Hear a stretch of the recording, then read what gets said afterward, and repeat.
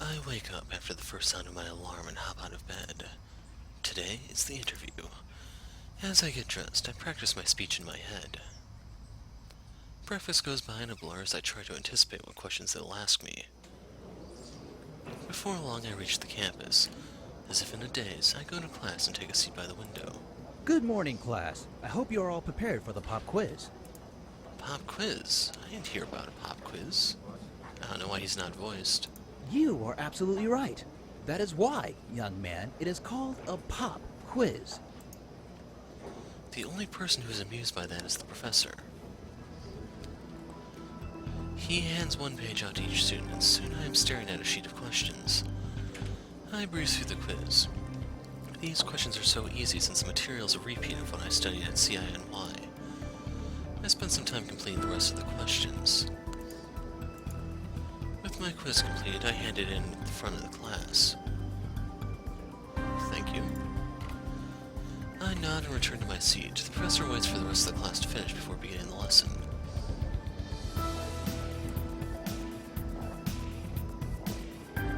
That is all for today. Have a good afternoon.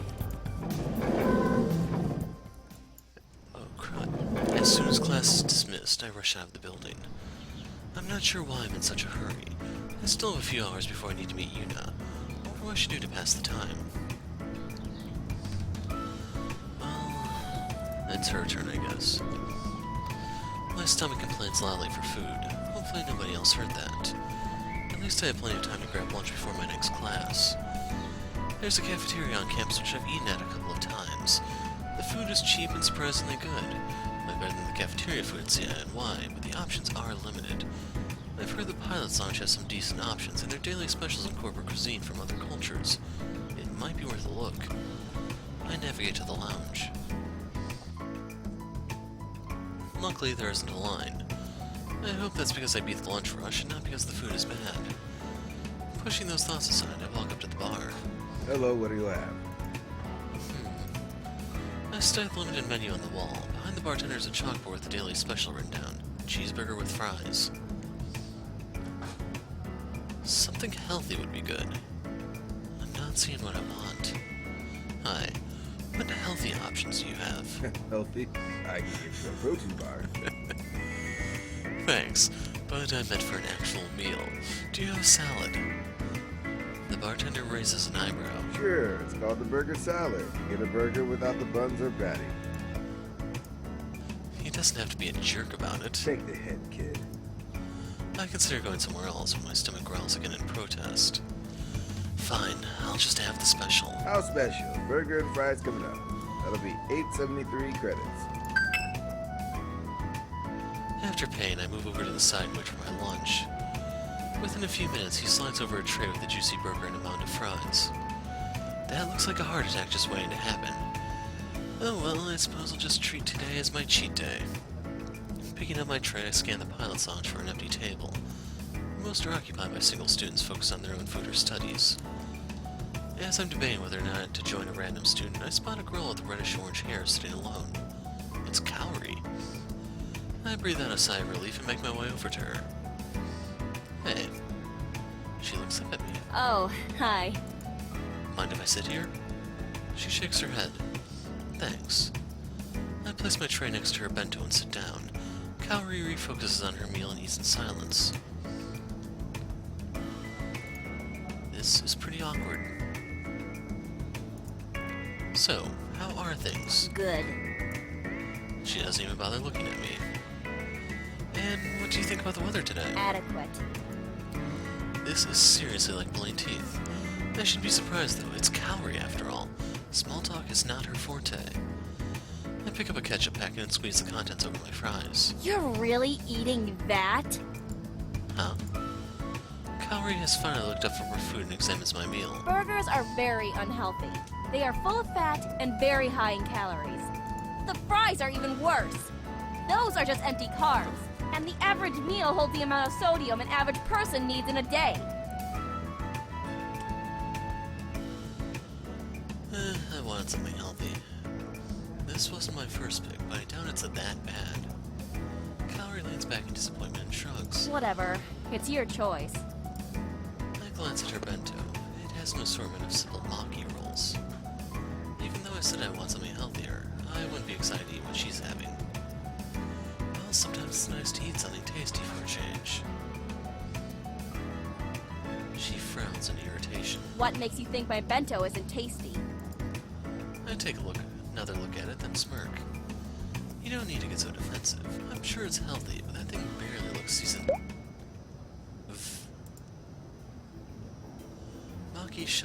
Kaori shoves a maki roll into my mouth while I'm mid-sentence. Don't judge it until you've tried it. Wow, this is surprisingly delicious. It's light with simple ingredients, but each bite is still packed with flavor. Kaori quickly retracts her chopsticks. Once she realizes what she's done, her cheeks flush.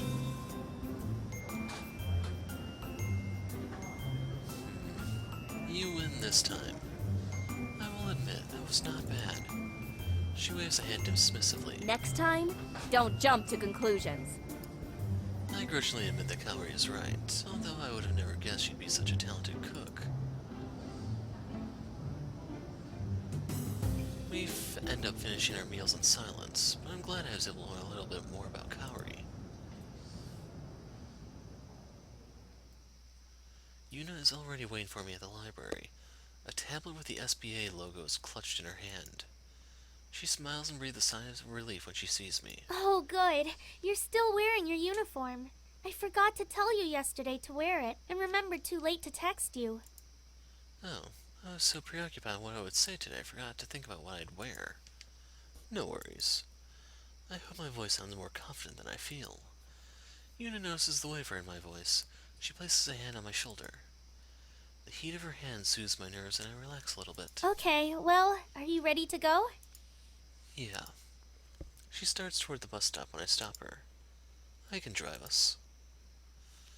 Her cheeks turn pink, but she grins widely. I'm immediately reminded of how her face lit up the last time she saw my bike. That would be great. I lead her to my bike and we both hop on with ease. Once she's settled, we speed off. Yuna directs me where to go and eventually tells me to park in front of an impressive building. It's narrow but shoots straight into the sky, cutting through the clouds. As we walk in, a perky receptionist greets us from behind her desk. Welcome to WorkTap Corporation. How may I help you? Yuna steps forward. I'm Yuna Misaki from Ace Academy's SBA. We have an appointment with Mr. Takeda. The receptionist smiles and gestures to the empty chairs. Of course. If you'll please take a seat, he'll be with you shortly. As soon as we take our seats, the receptionist types a rapid sequence into her computer, then drags the document from her monitor onto her tablet and disappears into a hall in the back. I glance at Yuna. She's meticulously going over her notes. Are you nervous? She thinks for a minute. Not as much as I thought I'd be. Are you? Nobody can resist these pearly whites. Nah, I've got my secret weapon. What's that? I flash her a smile. One look at me and she'll be hooked. We're meeting with a man. I freeze as I run the scenario in my head. It could still work. Yuna chuckles. The receptionist comes back and gestures for us to follow her. Her ponytail bounces behind her as she walks briskly down the hall and directs us into a spacious office. A portly older man sits behind an old-fashioned mahogany desk. His jowls wiggle as he offers us seats, which we both take. The walls are painted white, but one wall has a translucent sheen with Yuna's SBA submission packet projected on it. His chair squeaks in protest as he leans forward to greet us. Miss Misaki, it's a pleasure to see you again. Thank you for agreeing to meet with us, Mr. Takeda. I'd like to introduce my associate. I'm Hiro. It's nice to meet you. He nods in acknowledgement while Yuna continues. He is here to represent his team at Ace Academy. And you are in need of a sponsor. Yes, sir. He waves a hand towards the wall and shuffles the data on there. As you can see, Miss Misaki did a detailed job of describing you and your team in your application. But I'd like to hear from you. Tell me about yourself.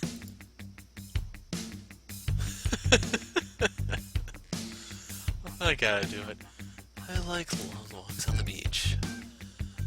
Well, of course I'm interested in xenorobotics and becoming a pilot, but I'm more than just a mech guy. I like deep conversations over coffee and good food with good company. I'm also a Gemini, which makes me a bit unpredictable. Some people think Geminis have more than one personality. I laughed nervously under Mr. Takeda's stoic gaze. Thank you. That was very enlightening. Do you need more? I can keep going. That won't be necessary. Tell me, out of all your other options, why did you choose Warp Tech Corporation?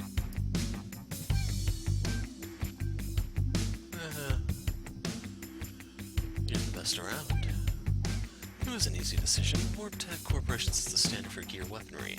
I read about your latest announcement of the advancement in particle technology. Same output on beam weaponry while reducing core usage by 15%. None of your competitors have made a breakthrough like that yet. There has also been some controversy over that release. Some are saying using the new technology will affect the longevity of a weapon, but there's no proof of that yet. I'd prefer to see evidence than believe rumors. He nods. It's refreshing to see a young person keeping up to date with the latest releases. I think I detect a hint of approval in his voice. Okay, and why should Warp Tech Corporation choose you? In other words, what sets you apart from the competition? The long walks on the beach? I'm international. As someone who grew up overseas, I bring a new point of view to my Japanese teammates. If you invest in us, you'll be investing in international alliances. But couldn't the same be said for any other international pilot studying at ACE? And there is, of course, the potential backlash if we support an international pilot over a full team of domestic pilots. Perhaps that wasn't the best angle to use. Well, I think I've heard enough for now. Miss Misaki, do you have a copy of your team's qualifier transcripts? Yes, of course. I have a feeling this is the only part that actually matters, which is a little disappointing. She flips on her tablet and flicks a document onto the projected wall.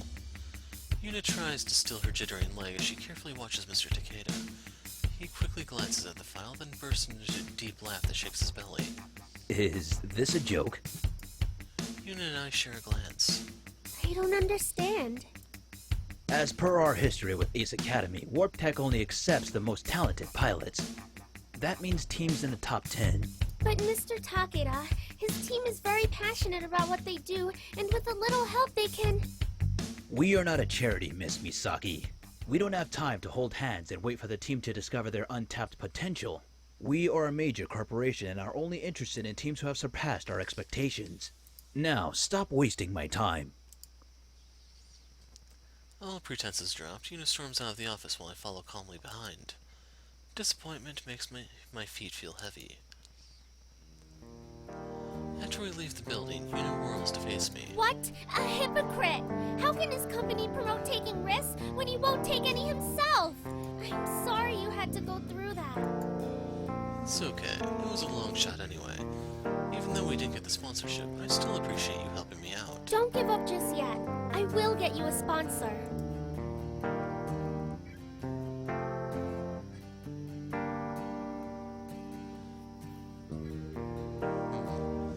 Leaving less to the imagination might work out in our favor. We should show off more of our assets next time. I doubt that would work. That's not the reaction I expected. I've never seen her so serious before. I'm not sure what else we can try. Without waiting for me to answer, she hops on the back of my bike. I get on after her and start the engine. Yuna is quiet the entire ride back to campus. When we arrive, she gives me a hurried goodbye and rushes off, leaving me wondering just what she has planned. While sitting here and stewing in my thoughts isn't productive. I have some time before I need to go home. Maybe someone will be free. Okay, the stalker it is. As I'm passing by the quad, I spot a familiar blonde head waving me over. Valerie sits cross-legged on the grass with a sketchpad in her lap. Across from her is a male student holding a basic pose with his hands on his waist. As I approach, he eyes me suspiciously, but is careful not to move. Valerie pats the space next to her, so I sit down. What are you doing? Practicing my nudes. Nude? The model shifts out of place, but Valerie stops him. Hey! Don't move! He seems uncertain, but resumes his position. Valerie returns her attention to me. Wanna see? clearly see it's not a nude, so I'm not sure where she's going with this. Sure. Whoa, wait! The student breaks from his pose and practically leaps towards Valerie's sketchbook. As he looks at the drawing, he sighs in relief. It's not a nude. Of course not. You're clothed. Yeah? I asked you to model because I wanted to draw you exactly as I saw you. If I wanted you nude, we'd most likely be in my bedroom. The model turns bright red as she speaks. Is that what you want? Because we could do that. She shakes her head. No, I wanted a live model in the quad to capture the sunset. Then let me get back to my pose. Valerie sighs, then pouts. No, it's too late. We've missed the light. This is ruined. Sorry. Maybe we can do this another time? I can give you a call. Oh, unfortunately, I don't have a phone. Oh. Yeah, I just moved here and I haven't gotten all of that set up yet. I can help you out with that if you want. That's so sweet. But I already have someone who's helping me out. She smiles at me and puts a hand on my arm. I'm not going to be a part of this. Don't get me involved. She furrows her brow. Are you taking back your offer? I never made an offer. The student frowns. Never mind, I'd better get going. He turns away before we can say anything. Bye. Valerie waves at his retreating form. Once he's out of view, she sits back down and discards the half-finished drawing, then flips to a fresh page. You gave me your number. I know you have a phone. Obviously. Who doesn't have a phone? Why'd you tell that guy you didn't? She ignores me. Go stand over there and strike a pose. What? I need you to model for me.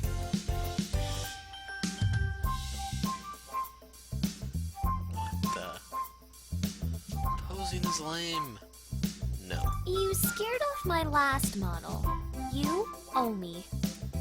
I'm sure you did that all on your own. She pouts and gives me sad eyes. Please. No. Sorry, the answer is still no. Really? Are you looking at these eyes? Nobody makes better puppy dog eyes than my sister. You've got a long way to go. Interesting. We fall into silence. Valerie fidgets with her pencil and begins to sketch again. I decide to break the silence with the first thing I think of. So, have you given any more thought to our class assignment? What about it? I think going out and exploring the city will be fun. Me too. I've never been to Japan before. For some reason, that surprises me. What made you decide to come to ACE? She hesitates, which also surprises me. She's usually lightning fast with her retorts. I've always wanted to come to Asia. And ACE has a great engineering program. It was the perfect opportunity for me to leave France. Aren't there any other comparable schools in Europe? I know Germany has a strong program too. Yeah, but what's the point of staying so close to home? Everything back there is the same. I want to study engineering, of course. I also want to experience life. That's why I'm excited for the sport exchange class. I see. What about you? Have you ever been to Japan before? Yeah, I'm half Japanese. She looks back up at me and stares for a long moment, then grins. Yes, I can tell. But I've never really seen Isokaze before. So, that means we'll be sharing new experiences together. I guess so. A soft smile plays on her lips, but she's quiet again. After a few more minutes, she drops her pencil and offers me her sketch pad. Okay, what do you think? You drew me anyway. She captured me mid-sentence, but my body is relaxed and comfortable. This is really well done. Thanks. How did you finish so quickly? It's just a rough sketch. Nowhere near done. Even so, it's pretty detailed.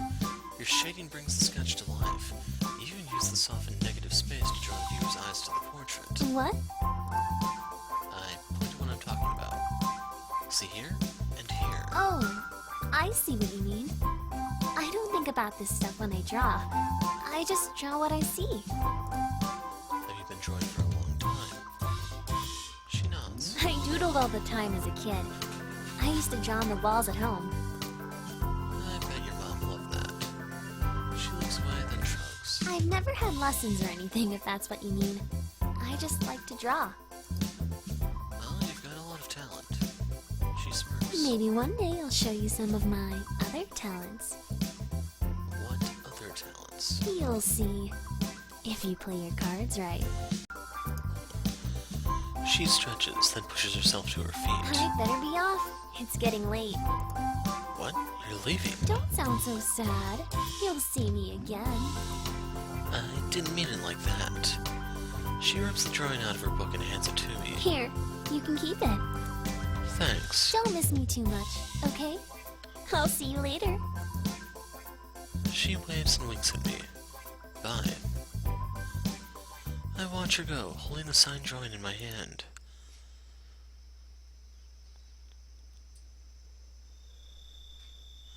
I'm in a happier mood when I arrive home. Hey guys, I'm home. You can't just decide that without telling me. Uncle Kaito's voice stops me. I can see him pacing back and forth in the kitchen. So cut it short. This is the opening day of my new restaurant. They'll expect me to be there, and they'll expect you there too. As I get closer to the kitchen, I can hear a woman's voice on the other end of the line. I really don't care. Part of our arrangement was that we'd consult each other before making a decision, and you didn't. So how you're supposed to be in two places at once really isn't my problem.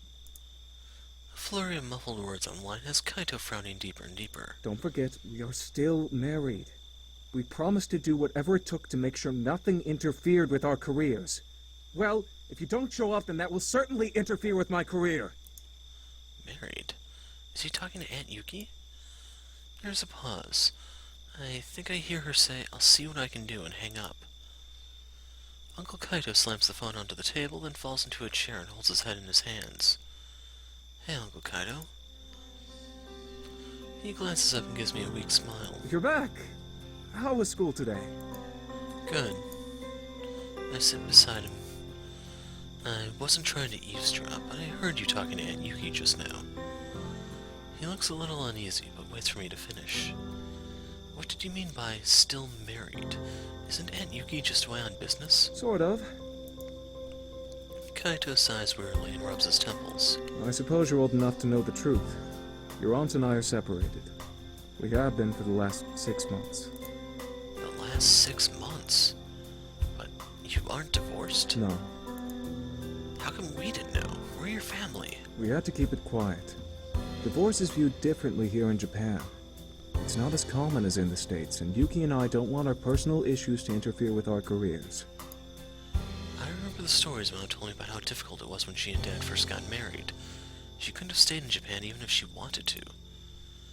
If you two are just separated, does that mean Aunt Yuki is here in Isokase? Yes. I get it. I know Japan has stricter rules on family and what's proper, so I don't blame you for keeping this a secret from us. Kaito grins in relief. You don't know how much that means to me, kid. Are you going to tell Nikki? He thinks before responding. Yes, I will.